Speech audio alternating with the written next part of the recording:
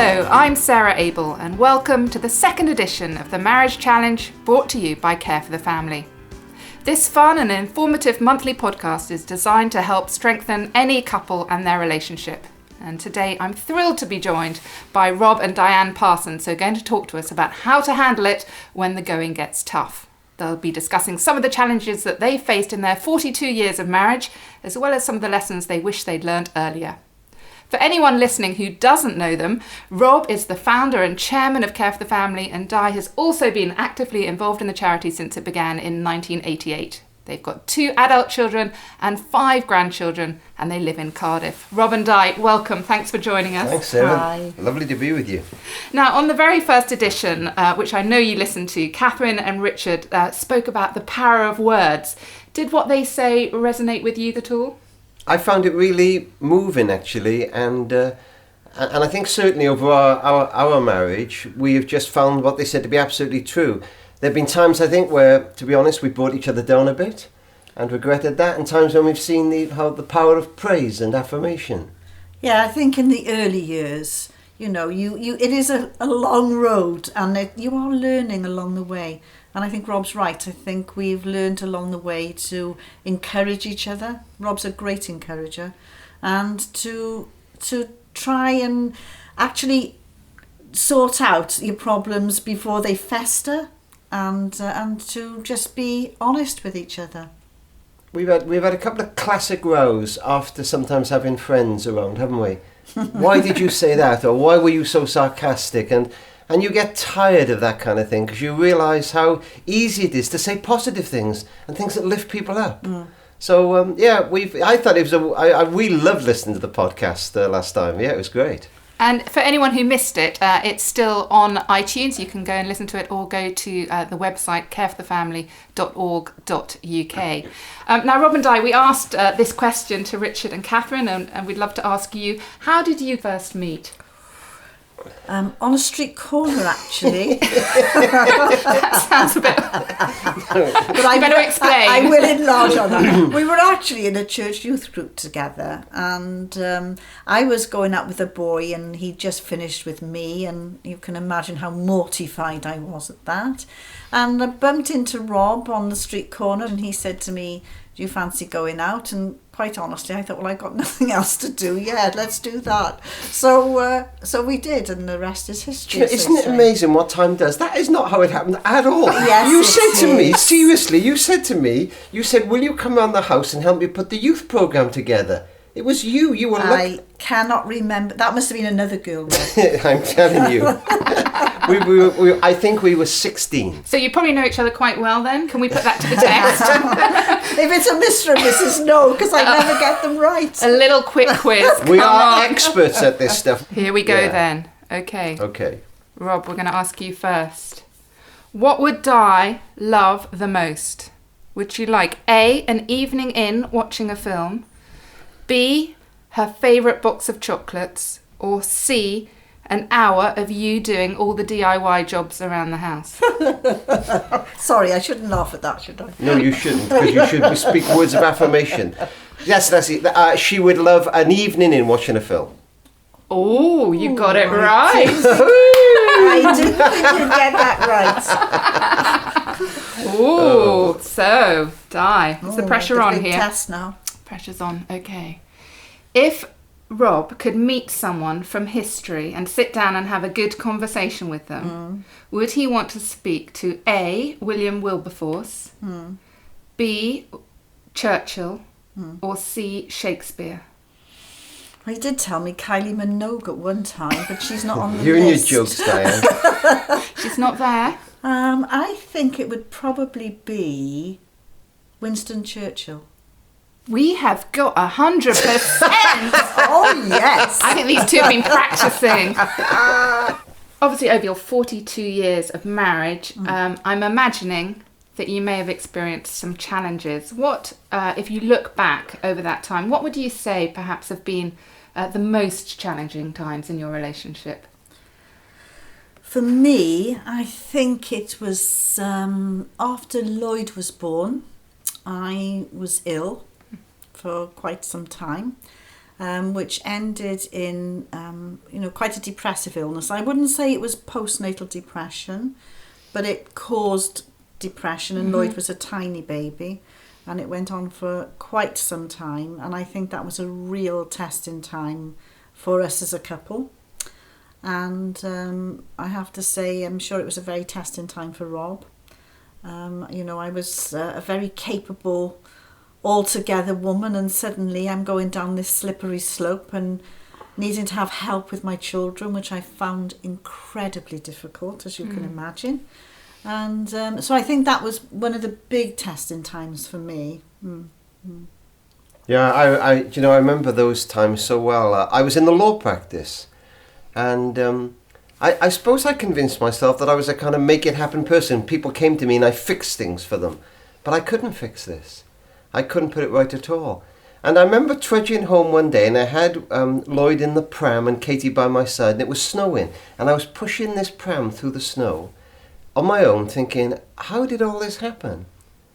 But the truth of it is, I think actually some of it was down to me. And I think that's why Di says it wasn't postnatal depression. Even if that was part of it, I was living such a furious lifestyle, so busy. And I think sometimes when we live like that, we do pretty well, but those near to us pick up the cost.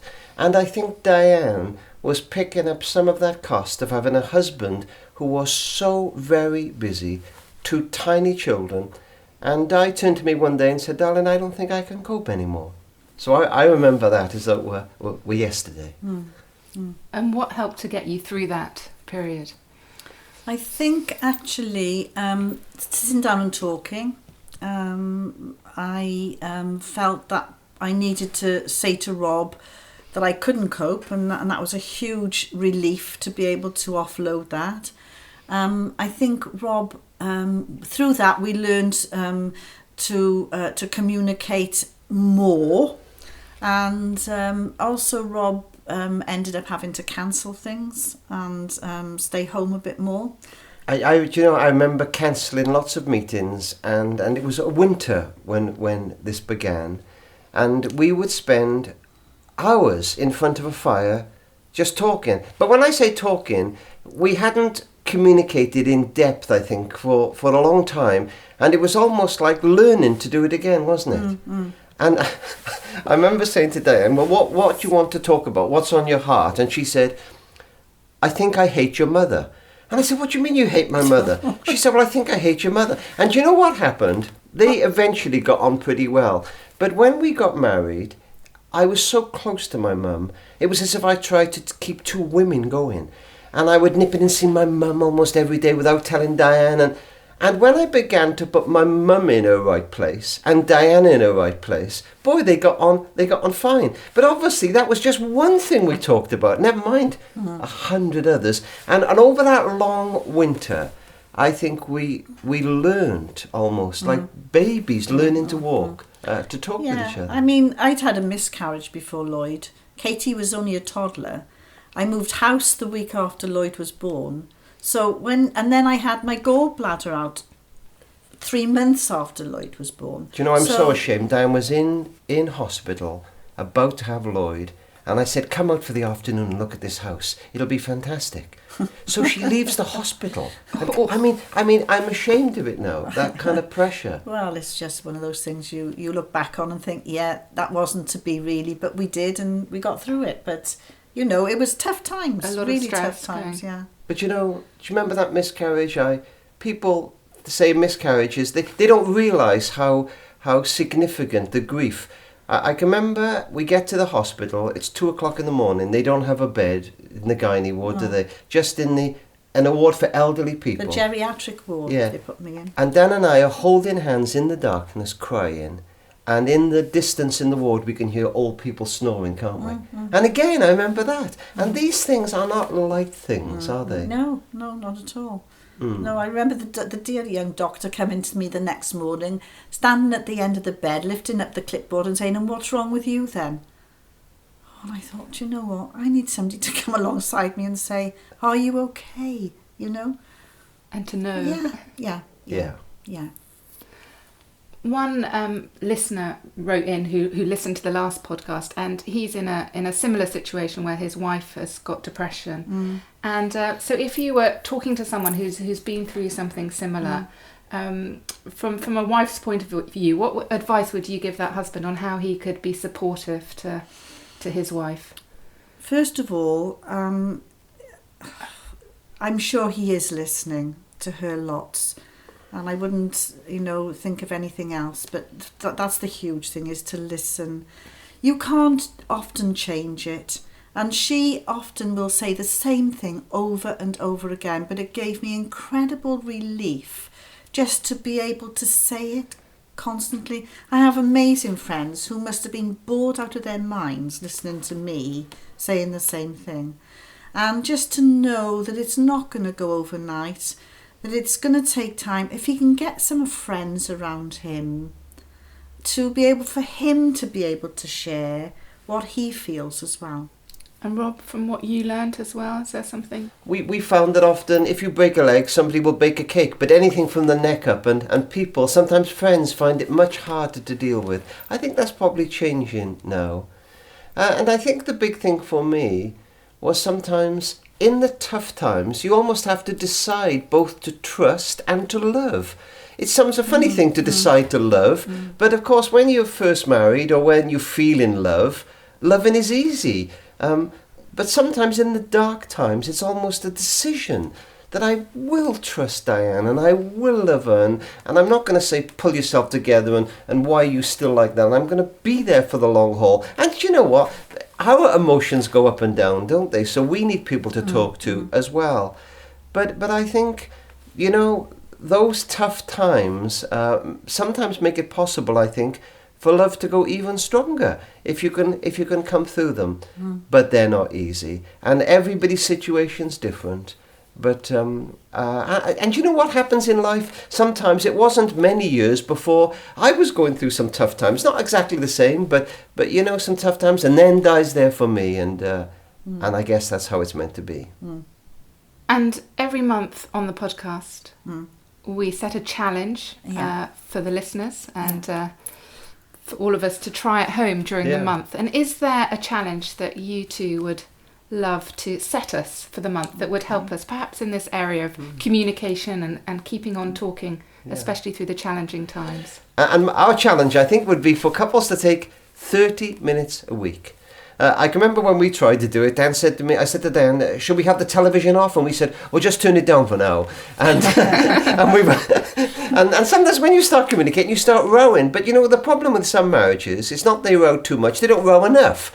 And sometimes to have a little bit of row as you communicate, it's not the end of the world, but to learn to talk. So our challenge is to find 30 minutes a week where you can actually be in a quiet room and speak and listen to each other.